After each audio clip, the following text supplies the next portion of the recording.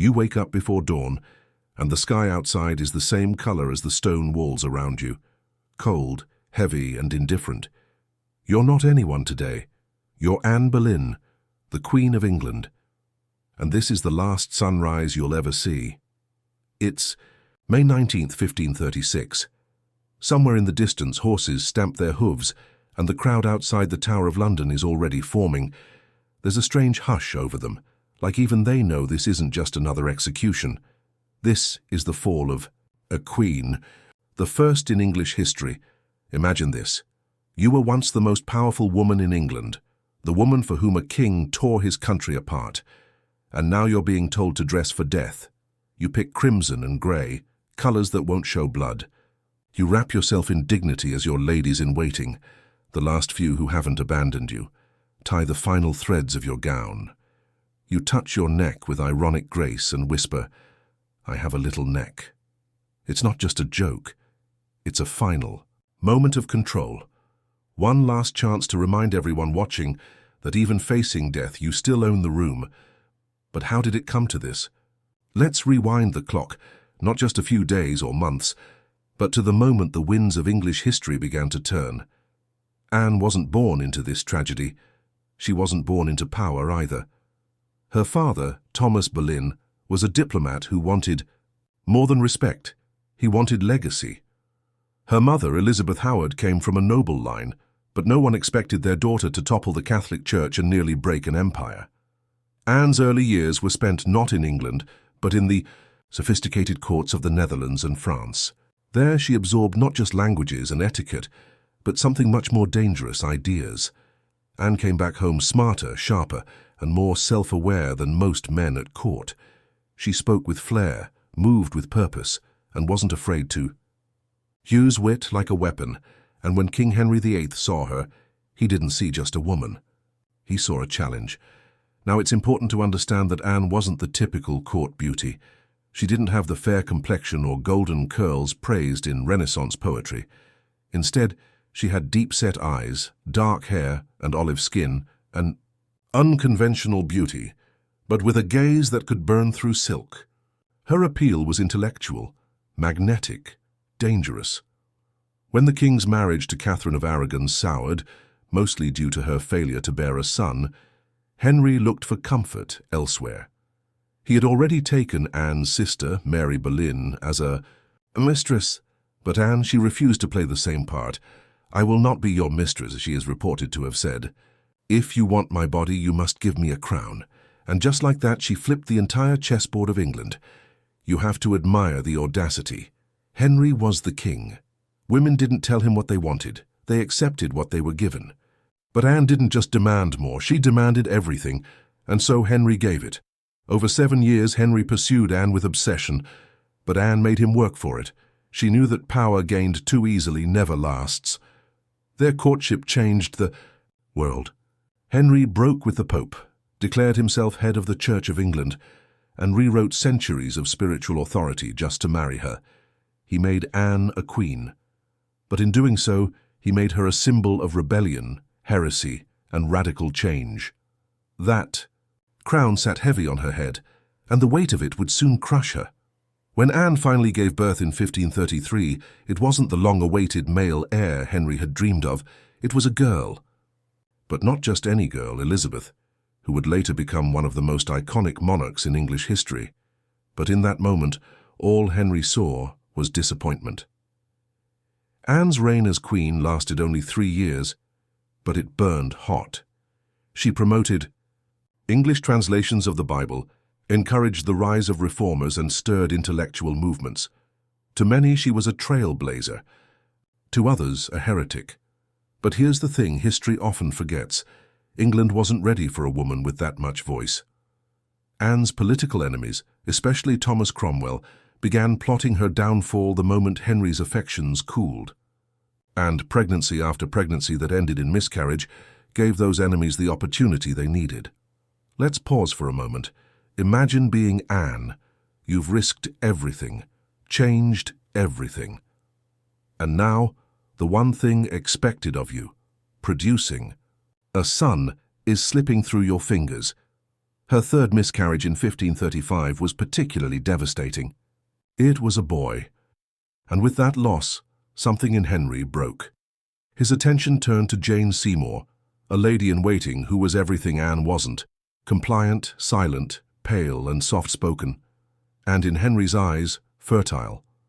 By April 1536, the conspiracy was in full swing. Accusations flew like arrows: adultery, incest, treason. Anne was arrested on May 2nd and locked in the Tower. The trial? A sham. She wasn't allowed to see the evidence, she wasn't allowed to speak freely. And the men judging her? Almost all had something to gain from her fall. Her eloquence during the proceedings was recorded by many. One witness said she answered so gracefully that she seemed not a woman but an angel. But angels don't survive court politics. The verdict was preordained: guilty.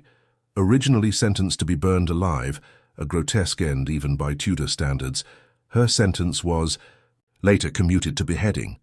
A gesture of mercy, perhaps, or just better optics.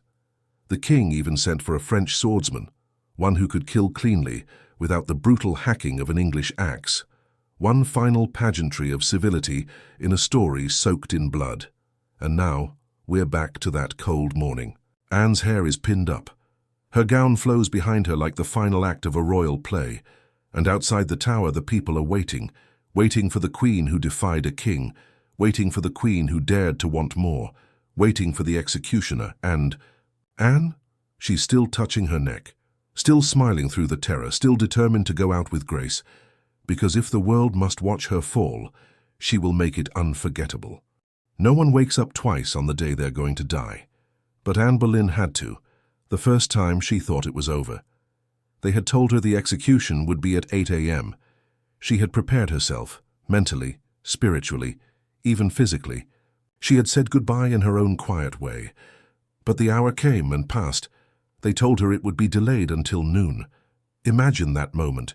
You've already made peace with the end. You've prayed. You've dressed in the armor of dignity. And then someone casually announces, "Not yet, wait a few more hours." As if you're being rescheduled like an errand, not as a woman about to lose her life. Anne didn't rage. She didn't cry. Instead, she returned to prayer. She took communion, whispering over and over again, "Lord, have mercy on me." And according to those present, she paused mid-prayer more than once just to breathe those words again. "Lord, have mercy." A phrase that became her armor, her rhythm, her heartbeat. She even swore on the sacred host, one of the most serious, religious oaths of the time, that she had never betrayed the king, that for all the charges piled against her like dry kindling, her conscience was clean. But it didn't matter. At noon, the drums began to echo through the Tower grounds. A sound that meant only one thing: the final procession had begun. Before she left the chamber that had been both her prison and her sanctuary, Anne gave away small tokens to the women who had remained by her side. A prayer book, a brooch, a delicate handkerchief. These weren't just parting gifts, they were fragments of a human life handed over like relics. And to each of her ladies she asked softly, "Remember me and how I end." That phrasing, "how I end," speaks volumes. Anne wasn't asking to be remembered, just for who she was, queen, reformer, mother. She was asking to be remembered for the manner in which she met her fate, and she did. The courtyard was filled with people, but not as many as one might think, a few thousand at most. A strange quiet hummed across the crowd, not the bloodthirsty tension that marked most Tudor executions, but something different, uneasy, hollow. Even they knew they were watching history. Not just the death of a woman, but the death of a movement, the fall of a queen who changed England forever. Anne appeared dressed in grey and crimson, walking steadily, her head high. Those colours, now brighter in the light, seemed almost defiant. Red like martyrdom, grey like mourning, a final aesthetic rebellion. And this wasn't just about Anne's execution, this was theatre. Anne understood that. She always did. Public image was a weapon, and she wielded it to the very end. On the scaffold she was given permission to speak, and she did what no one expected. She praised the king. "I am come hither to die," she began, "according to the law, and therefore I will speak nothing against it." It wasn't surrender, it was strategy. Anne didn't protest her innocence, she didn't plead or denounce, she didn't even cry. Instead, she framed her final words as loyalty to the crown. She even called Henry a gentle and sovereign lord. Many have wondered why. Was it fear? Survival instinct? Hope for Elizabeth's future? It was all those things, and something more. Anne was protecting her daughter. With these final controlled words, she made sure Elizabeth wouldn't be branded a traitor's child. She offered her silence as a shield. And in doing so, she played her last, most brilliant hand. When she finished, Anne removed her mantle and headdress, placing them gently into the hands of her ladies. Then, in an act of chilling practicality, she gave the executioner a small purse filled with gold coins. It was a payment, a tip, a final reminder that even here at death's door she was still a queen who settled her accounts. And then, the strangest detail, there was no block. Unlike executions by axe, sword executions required the condemned to kneel upright, their neck exposed. Anne was expected to remain completely still, balanced, composed, head high. One of her ladies stepped forward and gently tied a blindfold over her eyes. Anne whispered, "Jesus, receive my soul. O Lord God, have pity on my soul." She repeated it, lips moving silently as the swordsman behind her made his final preparation. And then came the trick. It was a quiet tradition among some French executioners to distract the condemned in their final second. A small act of mercy. The swordsman called out loudly, "Where is my sword?" Anne turned her head slightly toward the sound, perhaps thinking he needed assistance. And in that single moment, in that fraction of a breath, the blade swung clean. The crowd gasped. Some cried. Others simply looked away. There was no roar, no approval, just a ripple of discomfort, a national conscience twitching beneath the weight of what it had just witnessed. The executioner held her head high, declaring, "So perish the king's enemies." But the words rang hollow. Even he seemed to sense the irony. Just then, the tower's cannons fired, loud and unceremonious. The king had arranged it. The signal meant one thing to the court: Henry was free, free to remarry. Free to try again for a son. He was already preparing for a new wedding. 10 days later, Jane Seymour became Queen of England. But Anne was not done haunting history. Her body was collected by her women, but there was no coffin, no ceremony.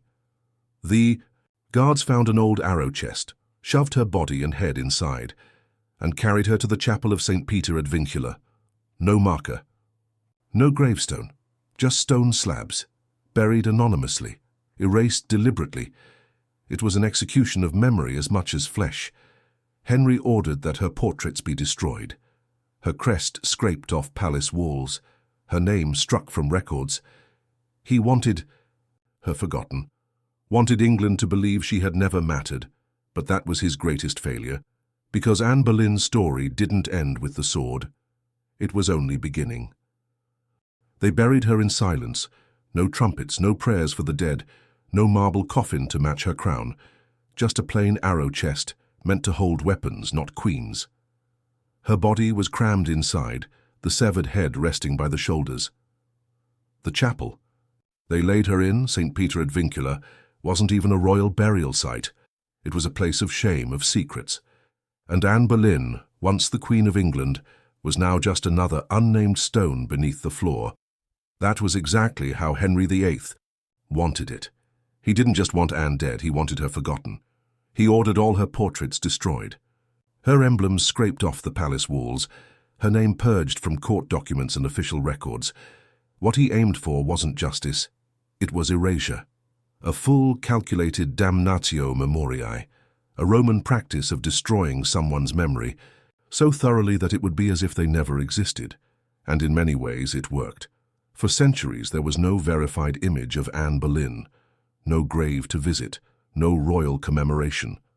Only rumors, whispered judgments, and dark fairy tales about the woman who bewitched a king. But here's the twist that history didn't see coming. Even erased, Anne wasn't gone. Because somewhere in the shadows of that loss stood her daughter, Elizabeth.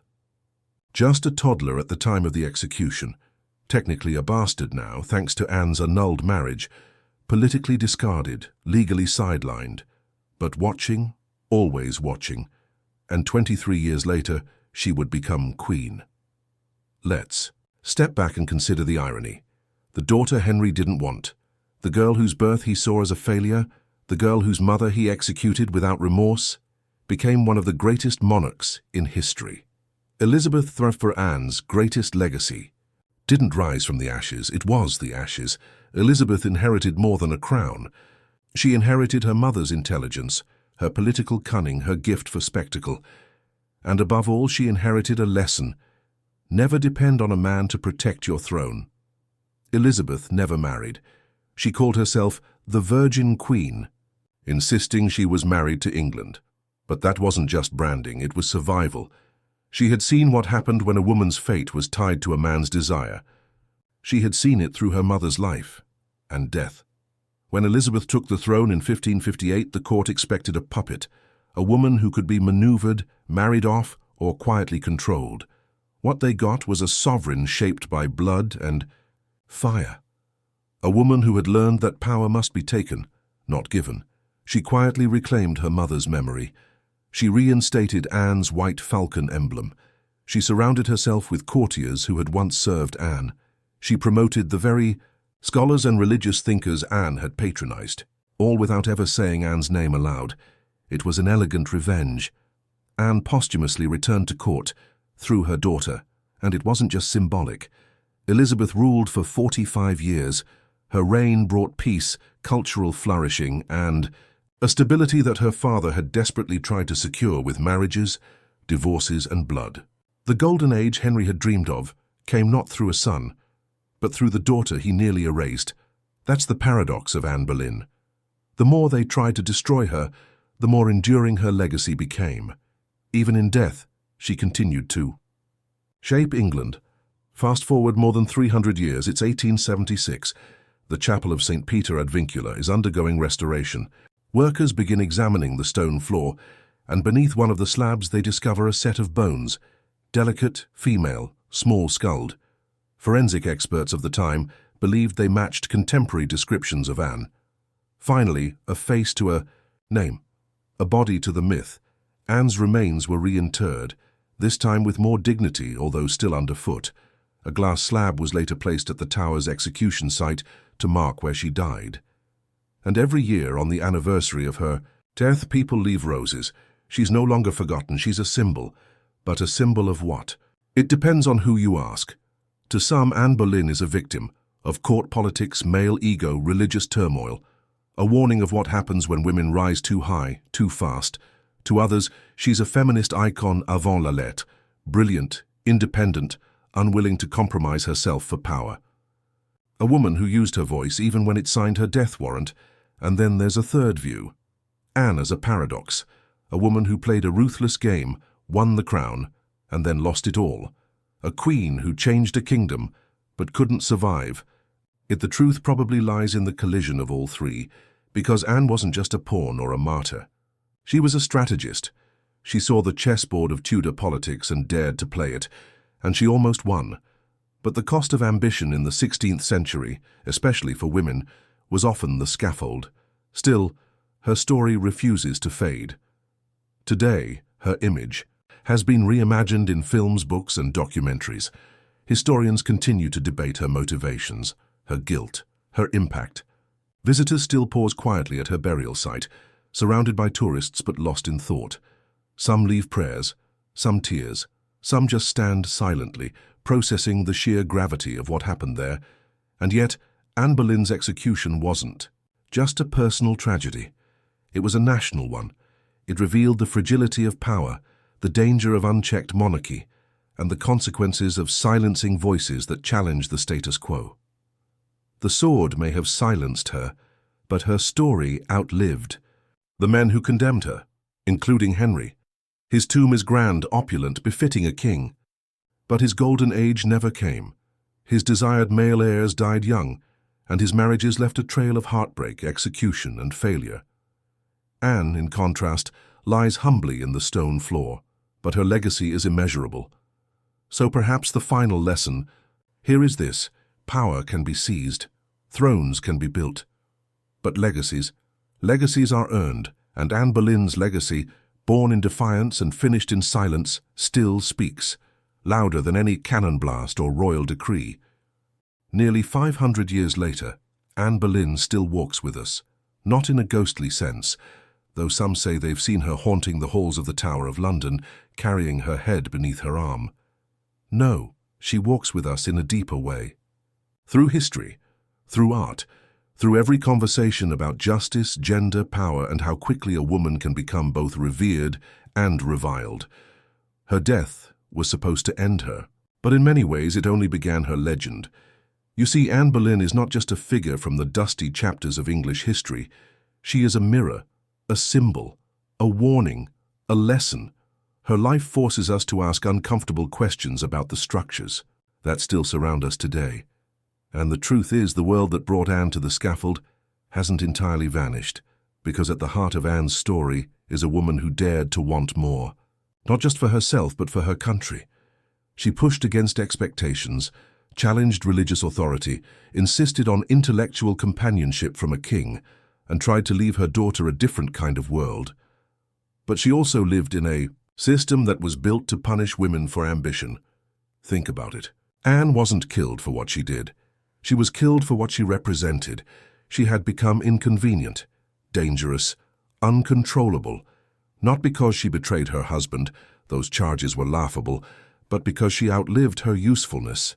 In a world that saw women as ornaments or heirs, when Anne failed to deliver a son, she became disposable, replaceable, and ultimately executable. Sound familiar? Modern society may not have scaffolds in courtyards anymore, but it still knows how to destroy a woman's reputation in a single headline. We still see how quickly powerful women are labeled as difficult, too ambitious, too loud, too emotional. And we still ask the same tired question: can a woman be powerful and loved, respected and safe? Is survival possible without self-erasure? Anne answered that question the only way she could, by refusing to shrink. Even at her execution, she refused to play the victim. She crafted her speech with the precision of a stateswoman. She protected her daughter. She dignified the crown. She didn't fall. She knelt, and in that moment she controlled her ending. That's why we remember her. Not just because she was queen, not just because she died young, but because she met the sharpest moment of her life with clarity, composure, and a final whisper of faith. And yet the tragedy is real. Anne's downfall reminds us that even the brightest minds and strongest wills can be crushed by systems that were never designed to support them. Her execution was legal, but it wasn't just. It followed the rules, but it wasn't right. That dissonance still echoes today. So what can we learn? First, that history is not always told by the victors. It's sometimes told by the survivors. Anne didn't get to write her version of the story, but her daughter did. And we can and we must, because in reclaiming her story, we don't just give her justice. We shine a light on the forces that still shape our own world. Second, that legacy matters more than titles. Henry had the crown. Anne had the courage. He left behind a broken lineage. She left behind a golden age. And finally, this. The cost of speaking out, of wanting more, of not fitting the mold, is often high. But the cost of staying silent is higher. Anne Boleyn walked willingly toward her death, not because she was weak, but because she understood the game she'd been forced to play. She lost the game, but not the war. Because 500 years later, we're still talking about her, not as a seductress, not as a traitor, but as a woman who changed the fate of a nation and paid the price for it.